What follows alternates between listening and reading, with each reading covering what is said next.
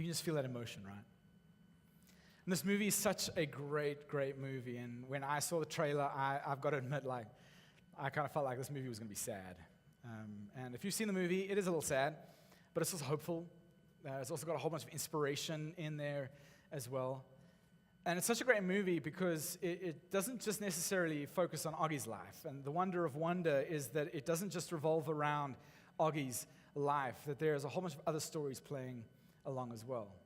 And I mean, when I watched this movie, I knew who Augie was. I knew that he had Treacher-Collins syndrome. I knew that he'd gone through a whole bunch of surgeries just to be able to be alive. I mean, surgeries to make him hear, to be able to make him see, to be able to make him breathe. A whole bunch of surgeries he's gone through.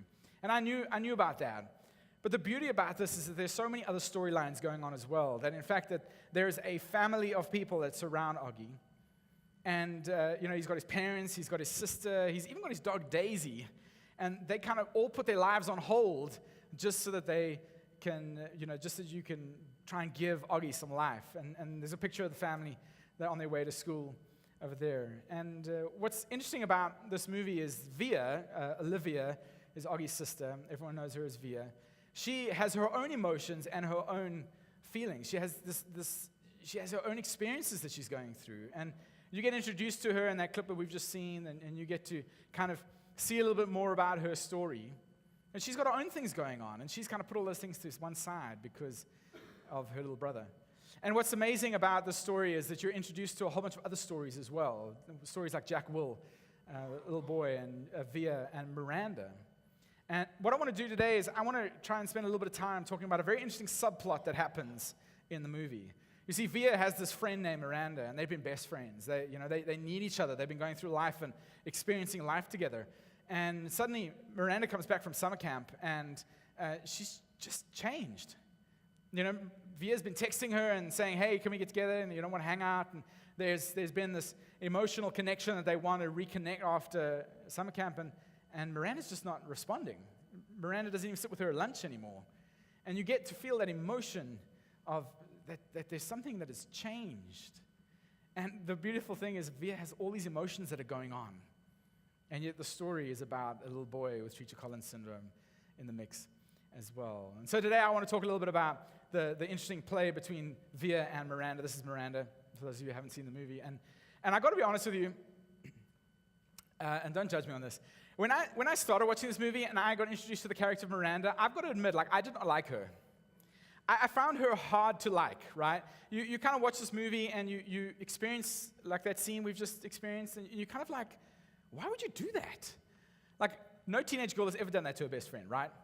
We've never experienced that in life. But we go through life and we experience this idea of someone creating distance for us.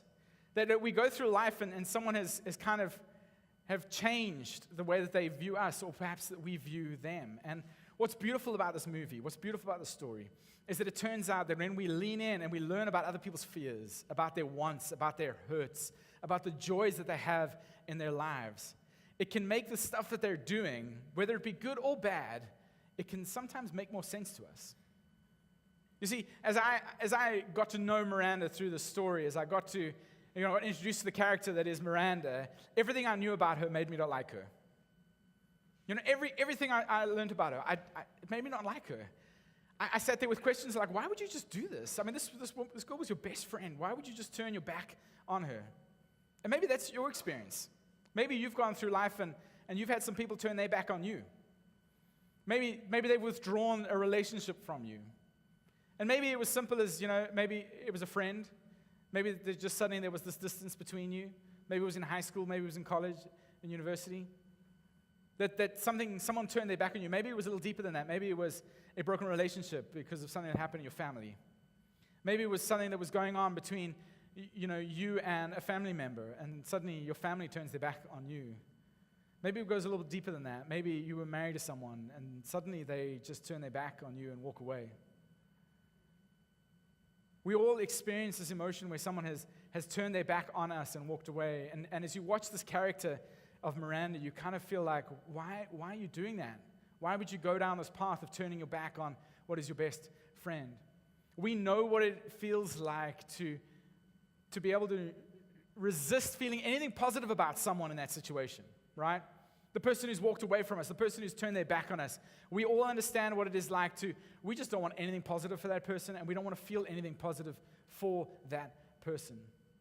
But what's amazing to me about the story, and specifically about Miranda's story, is that as the movie goes on, everything I knew about her made me not like her, but I didn't know everything about her.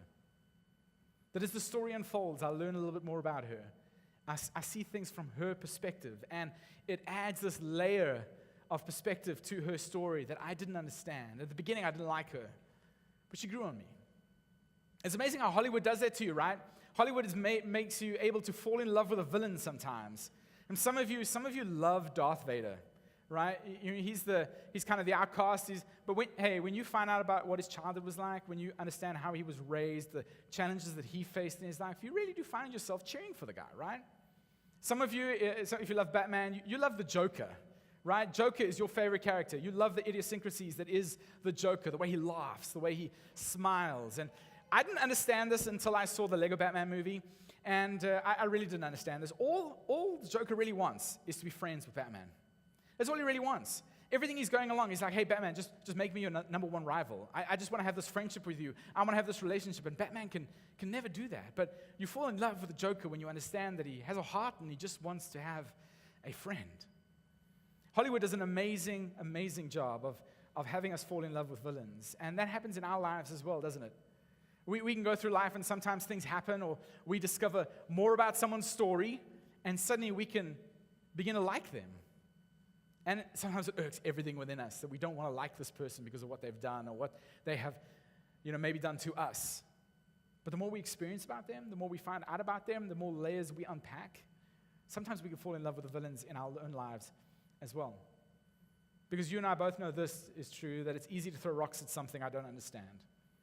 That when I don't understand something, it's easy for me to criticize it. It's easy for me to throw things at it, especially in our world of social media, right? It seems like every single person around has a platform, and they don't have to have written, a paper about it. They don't have to have studied anything about it. In fact, they have to have very little knowledge about anything, and they feel like they have the right to be able to criticize whatever it is that is going on, that they can throw rocks at whatever it is that is being talked about on social media. They feel like they have that platform to be able to do that. But it's true as well in our lives that it's easy to throw rocks at someone I don't understand. And the most challenging part about this is when you're on the receiving end, when you're the one who is having the rocks thrown at them. You see, it feels the most challenging when we're on the other side of this. But I know, and you probably know as well, that people are easy to hate from far away. When you distance yourself from someone, when you kind of pull back and you can look from afar, it's easy to hate those people. It's easy to dislike those people. It's easy to dislike that group of people. But when you get in close proximity to them, when you get in contact with them, when you become closer to them, you begin to understand them a little bit more. It makes it harder to dislike those people. And so for this week, I specifically want to talk about a quote we find right at the end of the movie. In fact, there's a whole bunch of authors who've been attributed to writing this. I don't know who actually wrote this, but it's something that Augie says right at the end of the movie, and I think it's just so wonderful. It's this quote: "Be kind, for everyone is fighting a hard battle." Be kind, for everyone is fighting a hard battle. We go through life and people are struggling with things, and just like Miranda in the story, the moment we start to unpack a little bit more about what she's experiencing, hey, we have some favor towards her, right? We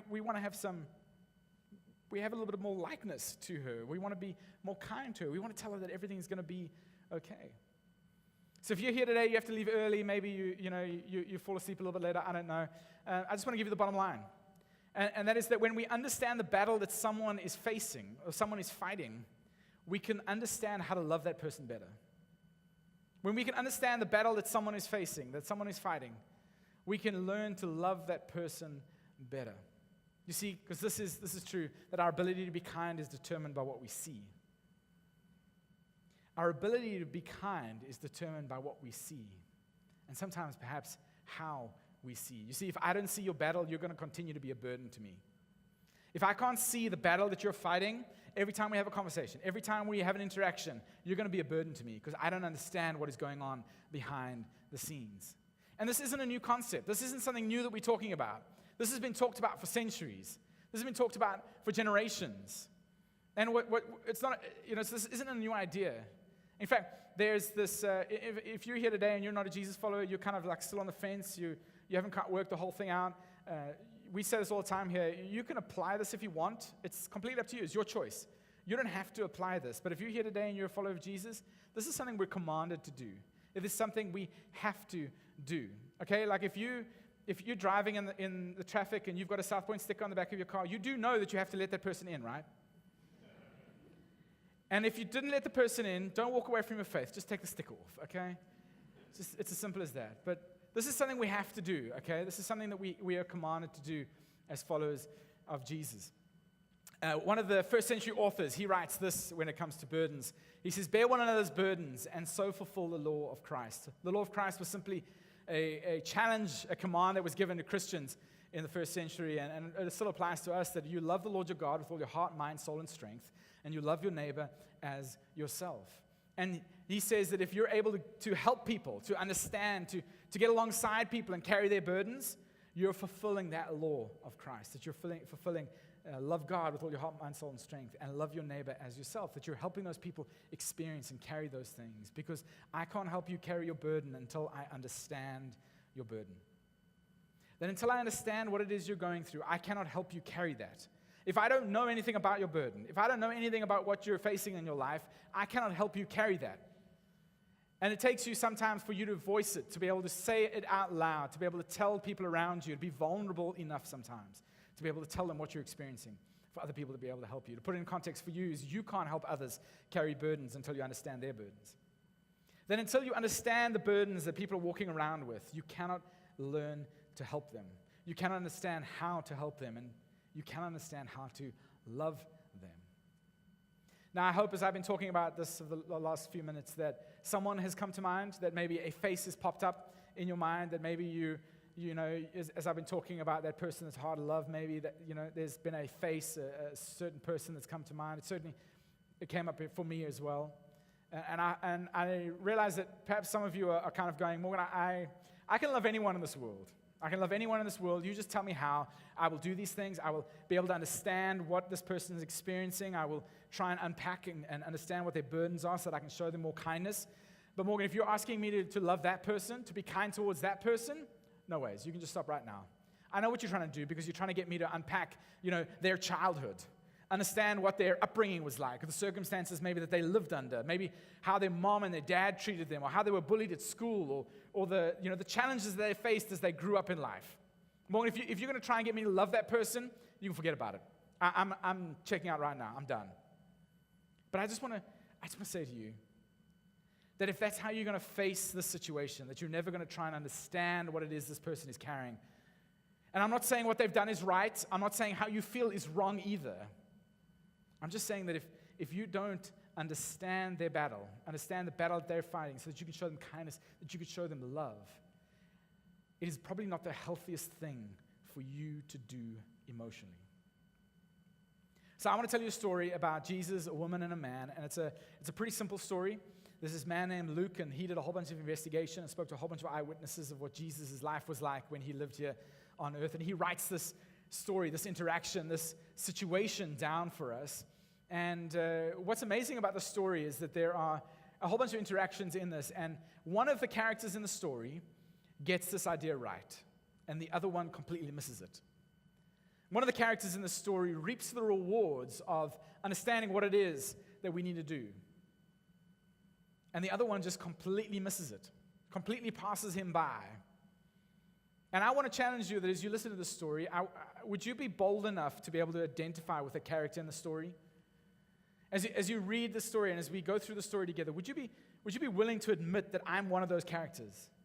And say, I'm that character, I'm the woman, I'm the man, I'm Jesus in the situation. What character are you in the story? Luke captures it for us this way. When one of the Pharisees invited Jesus to have dinner with him, and what's amazing about the story is the Pharisees were kind of antagonistic towards Jesus. They really didn't like Jesus. Jesus and the Pharisees didn't necessarily get along.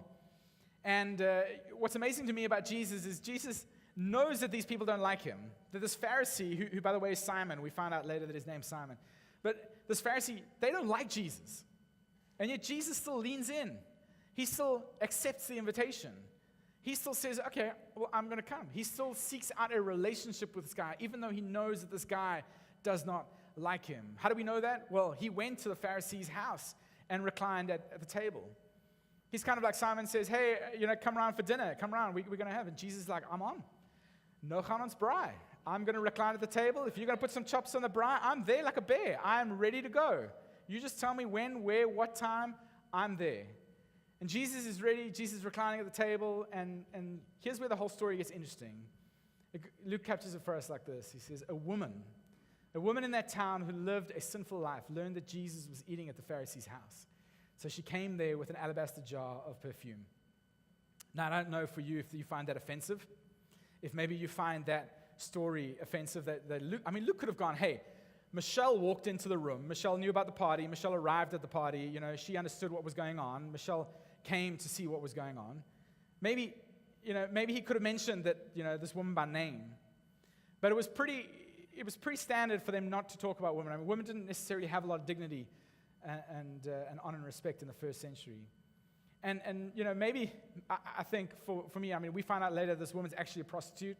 And maybe Luke just didn't want to be associated with this woman. He's like, I need to tell you about this story. I need to tell you about what's going on, okay? But I don't necessarily want you to know that I know who this woman is. And so there's this party. Simon's throwing the party, and a whole bunch of people have arrived. And suddenly this woman arrives, and everyone's like, what? Is she even allowed to be here? And they're wondering about what is in fact going on. Now, it was a social custom back then for people as they're throwing up a dinner party to allow other people to come in. They could sit on the outskirts, especially needy people. They could sit on the outskirts of the dinner party, and they would be able to get scraps. It's one of the ways they cared for the needy. The other thing that they did, which was a social custom, was they would bring perfume or oil, and they would anoint a person out of honor or respect. And they would do that during the dinner party as kind of like a ritual, as kind of saying, hey, we're going to show you some respect at this. And so everyone's arrived at this party. Simon's thrown this party. A whole bunch of people have rocked up, and everyone's sitting there. This woman arrives, and I'm sure, the music stops. Everyone's like, what's going on? And everyone has arrived with certain intentions about the party, probably having a good time. But this woman clearly has arrived with other intentions. And Luke carries on and says that as she stood behind him at his feet weeping, she began to wet his feet with her tears. Then she wiped them with her hair, kissed them, and poured perfume on them. Why was she weeping? I don't know. Luke doesn't tell us. We could probably guess. There's probably one or two reasons. She probably felt an extreme amount of guilt because of the way she was living, and she wanted some kind of repentance, right? The other option was that, the word got out about how Jesus was and who he was. And so maybe she's sitting there, and she's just so amazed. She's overcome with joy at being able to be accepted by Jesus. That Jesus is sitting there, he's reclining at the table, this woman has approached him, and Jesus hasn't turned her away. Jesus has let her come into his presence and be able to sit there and maybe she's just overwhelmed by the fact that, Jesus did this amazing thing. He kind of elevated the dignity of everyone around him, of every single person that there is around him. And Jesus does this amazing thing, and this woman's maybe just overcome with joy. And I don't know why she poured perfume on his feet. Maybe, you normally do that on the head, but maybe she felt so unworthy that she felt like the only thing she could anoint was his feet. She wasn't worthy enough to be able to pour and anoint him over his head. Now, Simon was sitting there. Simon had sent out the invitations. He'd invited everyone in. And so as the host, he's kind of checking that everyone's having a good time. He's watching and looking at what's going on. And he decides to say something to himself. And when the Pharisee who had invited him, next one, back one. When the Pharisee who had invited him saw this, he said to himself. Now, I don't know if he literally said to himself. I don't know how Luke finds this out, okay? How he discovers this. Maybe he leaned over and said it to a friend. But I'm just going to say, I don't think it's a great idea to be able to think some things or say some things under your breath when Jesus is around, because he probably knows what's going on. And so this was a bad move on Simon's part. But Simon says this: if this man were a prophet, he would know who is touching him and what kind of a woman she is, that she is a sinner. Simon's kind of like, hey, there's some things going on here, and we need to figure out what's going on. And there are either one or two things going on. Either this man is who he says he is, that he is the Son of God, that he is a prophet. But if he was a prophet and he knew who this woman was, he would have told this woman to get lost. He would have told this woman to leave. Clearly, he is not a prophet if he knows who this woman is, and he is still allowing this woman into his presence. And some of you sitting here today, maybe some of you can relate to that. You kind of walked in and you kind of felt like a siren was going to go off. You felt like maybe the doors were going to shake. Maybe you felt like the lightning bolt was going to strike because you're in a church, right? You know what your past is. You know what your background is. You know what you've done. You know what you did last night. You know what has gone on in your life. And you kind of feel like God just tolerates you. You know, like God knows I'm around and I walk through life and I experience things in my life, but, God just tolerates me. He's not excited about me being in his presence. And what's amazing about Jesus, especially in this interaction, but Jesus is the human image of an invisible God.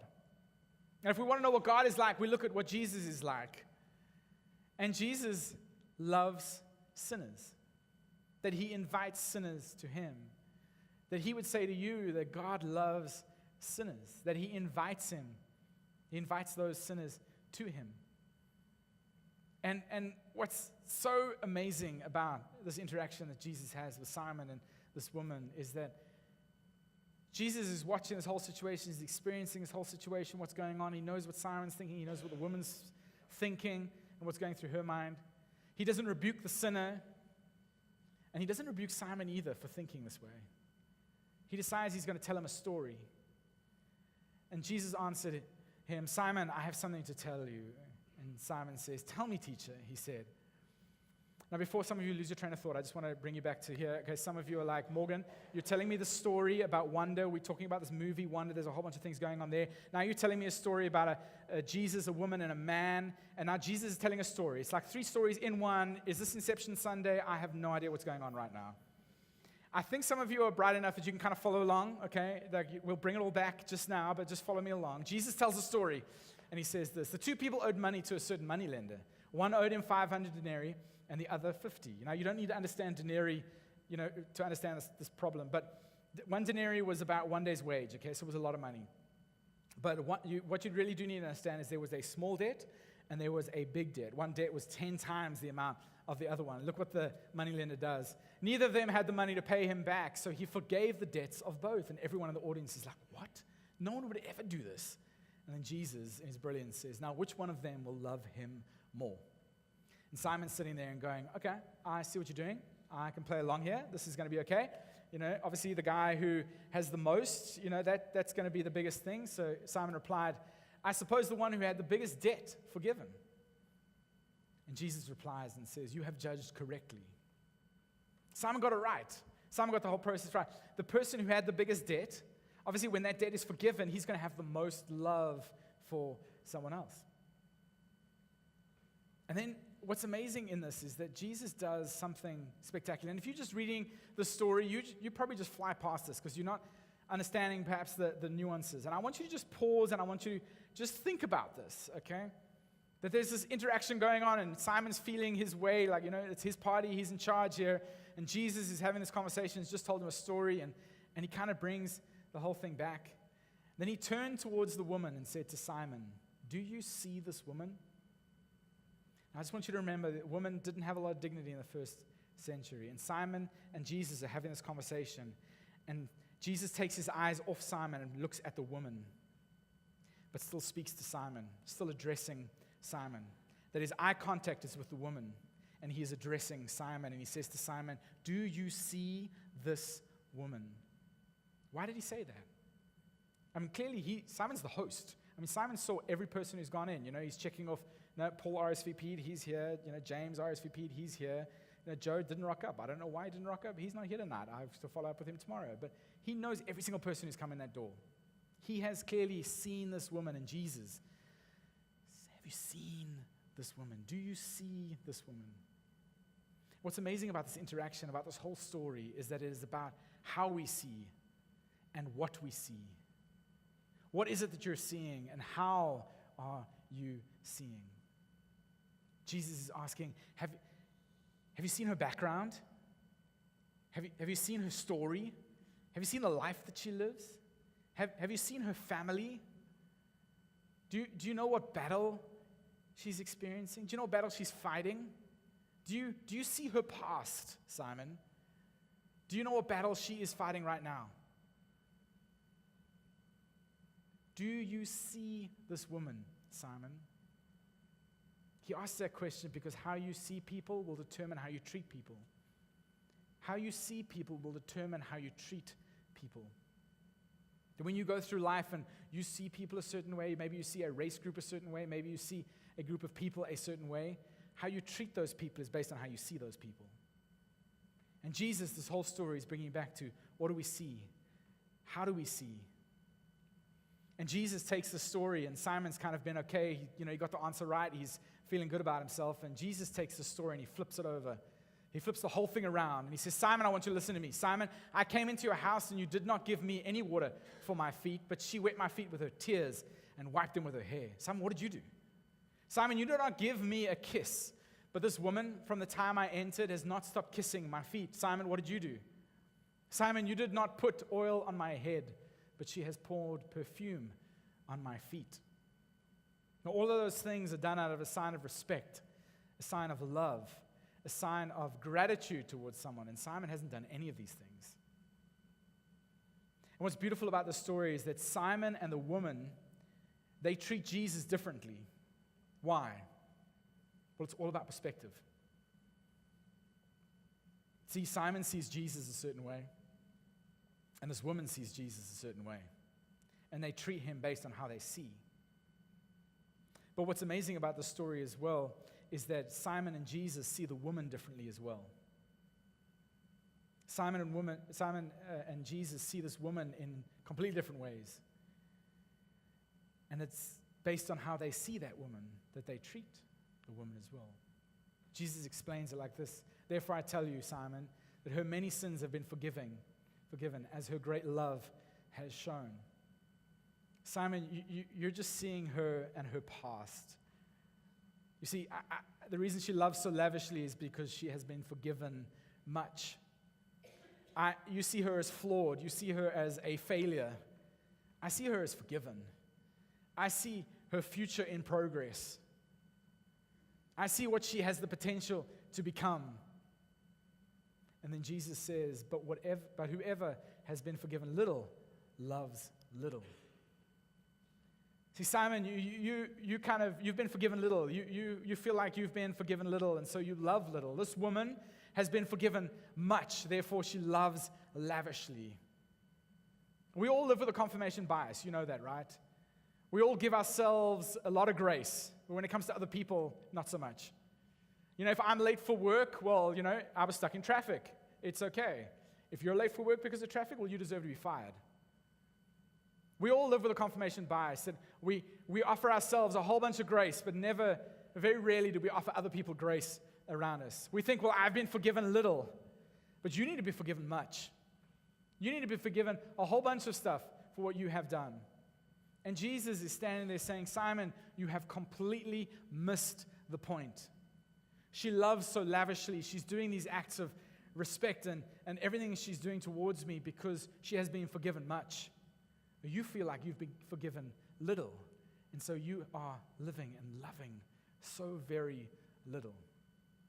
So I've got to ask you, well, what would you say to Simon? What would you say to Simon? How would you counsel him? What would you advise him as he's going through this and experiencing this? What would you say to him? Before we answer that question, I want to take you back to the movie. We go back to the first layer of Inception Sunday. The story between Via and Miranda, they eventually reconcile, right? As you watch the movie, you realize that you begin to understand a little bit more about Miranda's story. And you begin to understand, you see things from Miranda's point of view. You begin to understand that her dad has left her mom. That her dad is now, with his new wife and enjoying his new wife. And her mom is just not getting over that. And she's turned to drinking a whole bunch of wine. And Miranda wanted to be anywhere else but home over the summer holidays. And so she got a job at summer camp so she didn't have to be at home and deal with all of that. And then she comes back to school and she sees Via, and Via goes and auditions for this play. And she remembers how cool Via is. And she doesn't know what to do with this awkwardness, with the situation they've got themselves in. And so she begins to withdraw. She withdraws herself from Via and from everything around her. But what's amazing about her story, and when you listen to Miranda's side of the story, she begins to say about how she wishes she could have helped Augie start school. Or perhaps how Augie could have helped her deal with what she was dealing with. There's the scene towards the end of the movie where Miranda's talking about the things that she's experiencing, and she's gone for a walk one night. She walks past Via and her family's house, the brownstone that they live in, and she looks through the window, and they're having a great time inside decorating the Christmas tree. And she's standing outside, and she says, I could really use some help right now. And when you hear that about Miranda's story, you kind of feel like, oh, man, like, we all go through that. Miranda, if I'd known that up front, I wouldn't have liked you. I would have said everything's going to be okay. Everything, once you understand and once you dive into what she's experiencing, you show a little bit of kindness towards her. Your attitude towards her changes from dislike to perhaps love and kindness. That she could really use some help. Well, Miranda, we all face those situations. We all go through things like that. It's all going to be okay. But Simon's not willing to see, right? What would you say to Simon? What would you say to Simon as he's experiencing this? What would I say? I would say this, that Simon, you need to understand her battle so you can love her better. You need to understand her battle so that you can love her better. You see, I don't know if you've experienced this, but there's this ugliness that is inside every human. When we don't like someone else, we want the worst for them, right? And I think Simon's sitting there in the situation, and he's looking at this woman and going, she's lying. She hasn't changed. She's just doing this as a public display. You know, tonight, just watch her. Tonight, she's going to go out. And then part of the ugliness that we have as humans is we want the person, the villain, the person that we don't like, we want them to continue hurting themselves, right? And Simon's probably sitting there going, just watch, she's going to go do that again. She's going to go hurt herself again. She's going to go straight back to her old ways. And Jesus is going, no, Simon. I hope that today is the day that she turns away from this. Because you see her as flawed. You see her as failed. I see her as forgiven. I understand the battle that she is going through, and I can love her better because of that.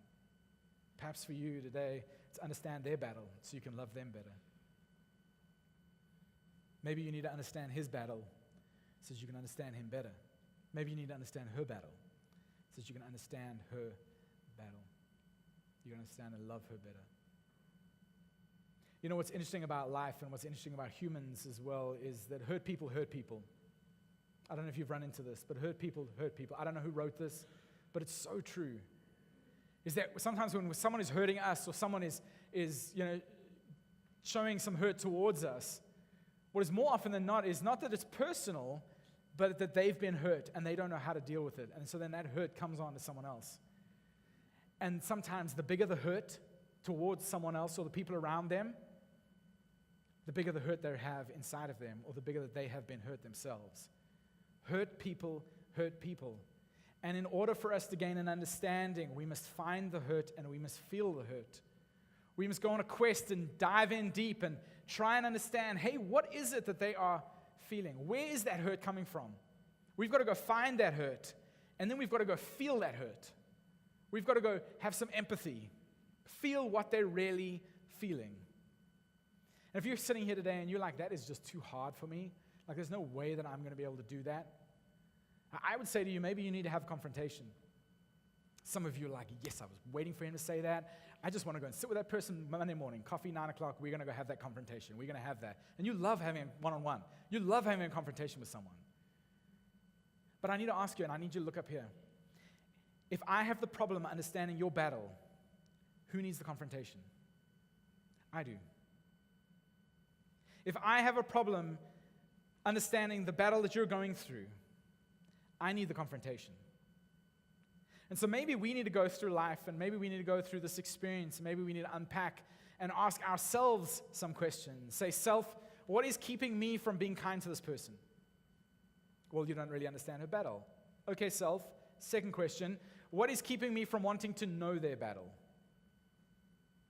What is keeping me from wanting to know their battle? Because I don't know about you, but certainly in our humanness, it is so much easier to be able to sit back like Simon did and go, no, she's just a failure. He's just a failure. He's experiencing some things, and he's just going to continue doing what it is that he is doing. It's so much easier for us to go, well, they deserve that. It's so much easier for us to be like Simon and be able to sit in the seat and play the judge, right? And be able to say, well, they deserve that. You need a whole bunch of grace, my friend. You need a whole bunch of forgiveness. I don't need that much. but you need a whole bunch of it. It's so much easier to be able to do that. It's so much easier than being able to say, well, like, I need to understand that. What is it that you need to unpack? Why do you experience that in your life? What is the hurt that you have experienced in your life? Judges don't do that, right? Doctors do.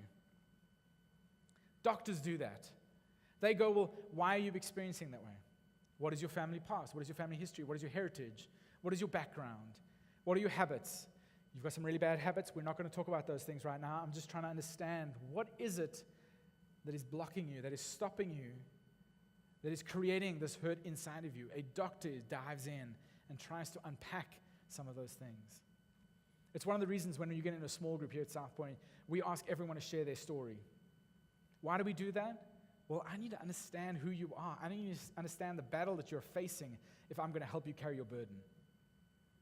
See, one of the things I was reminded about through this movie called Wonder was this that I spoke about earlier, was be kind, for everyone is fighting a hard battle. Now, a couple of years ago, my perspective of my father was completely changed. I was at a conference somewhere and someone said to me, hey, if you want to understand where someone is coming, if you want to understand who someone is, you need to understand where they've come from. If you want to understand who someone is, you need to understand where they've come from. And that person challenged me to go and ask my father about his background. And to be completely honest with you, I didn't want to do that. And before you judge me, because we all do this, before you judge me and you say, no, Morgan, like that's not on, before you judge me on that, isn't it true that we don't necessarily want to do that sometimes because it means we have to offer someone grace? We don't want to go find out about their childhood, about how their parents treated them or how they grew up, because that means we have to be kind towards them, that we have to show love towards them.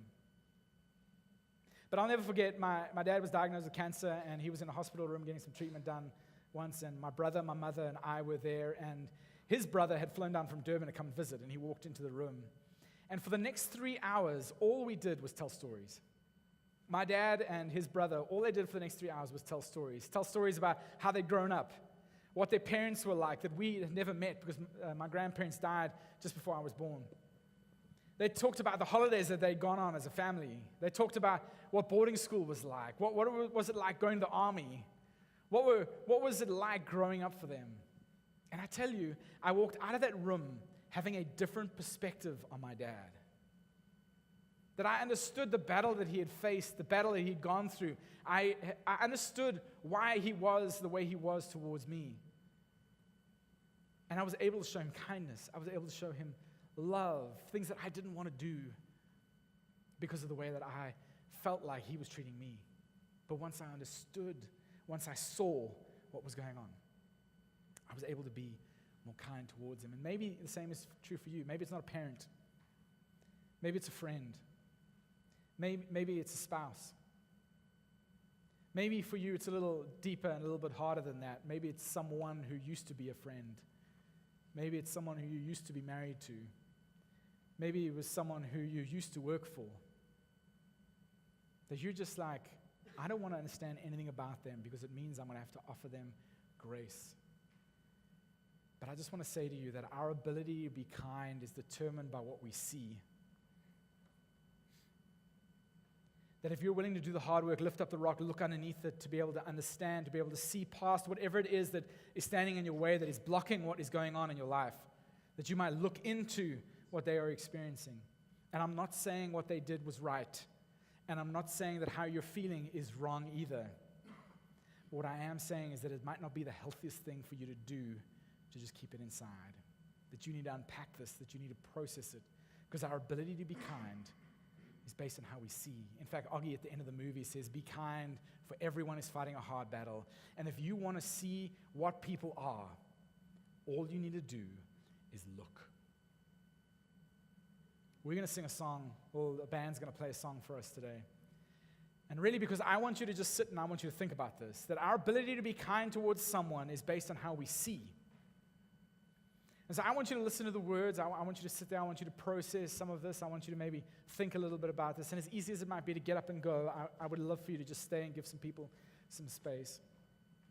But the chorus of the song says this: help me to love with open arms like you do.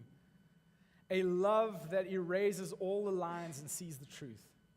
And when they look into my eyes, maybe they would see, maybe just even for a smile, maybe they would feel a Father's love. And I hope that for today you might listen to these words, that you might experience that you might be able to show people kindness because of how you see other people. Let me pray for us. Father God, I know and I realize that in my own life, there are faces, there are people that I certainly don't want to offer grace to. I don't want to understand their past because that means I have to be kind towards them. I love them. But Father, I pray for us today that as we unpack this, that we are reminded that, yes, in our finite ability to understand what is going on around us, we still have the opportunity to be able to go and understand what someone's past is, that we might be able to see people for who they really are. That perhaps, Father God, that we would see them as you see them.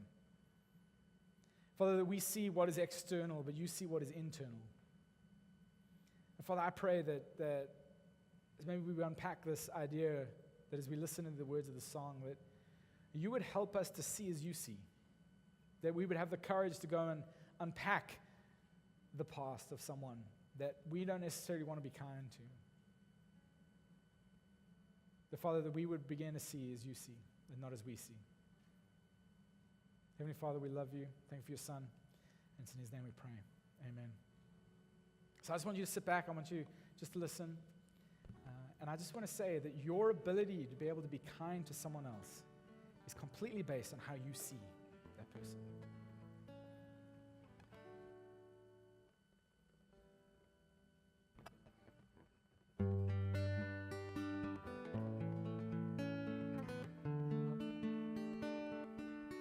Let me be filled with kindness and compassion for the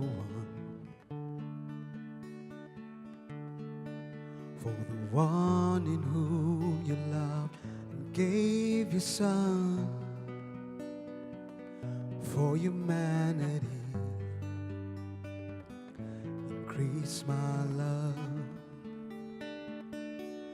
Help me to love with open arms like you do.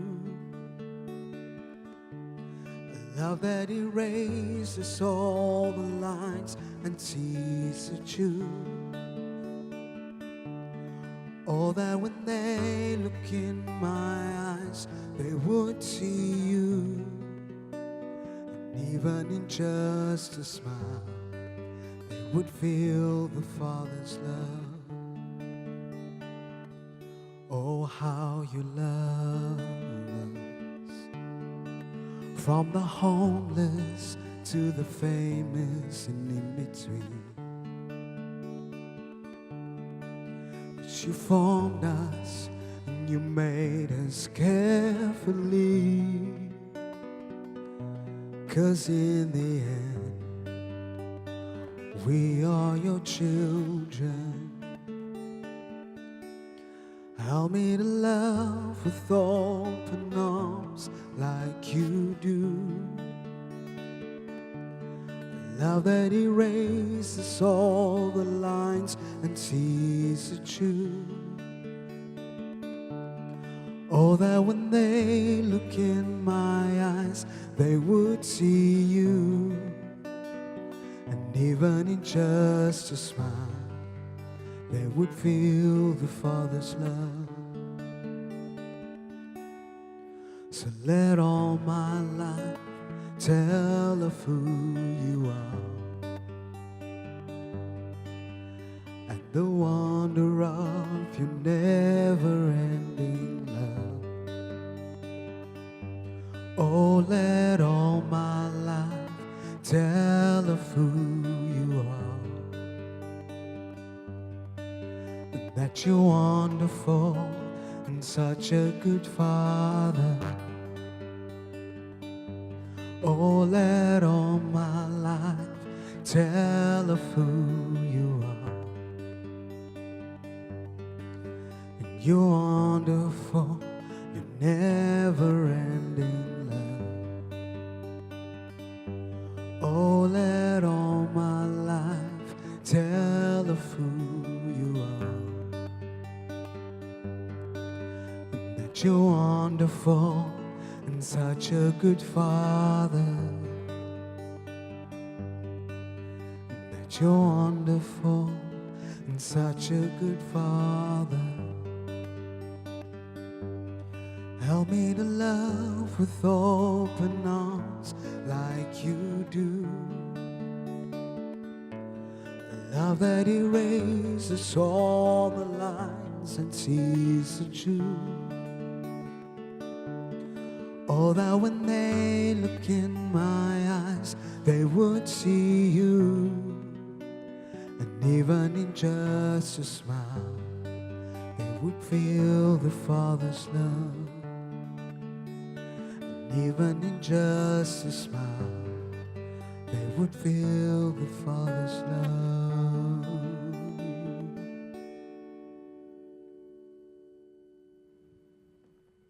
Thanks, guys. So our ability to be kind is based completely, is determined by what we see. So I want to challenge you as you go through this week, do you see the people that are walking around you? Do you see them? Do you see their past? Because our ability to be kind to them and our ability to be able to help them is determined by what we see. All we have to do to be able to see people is to look a little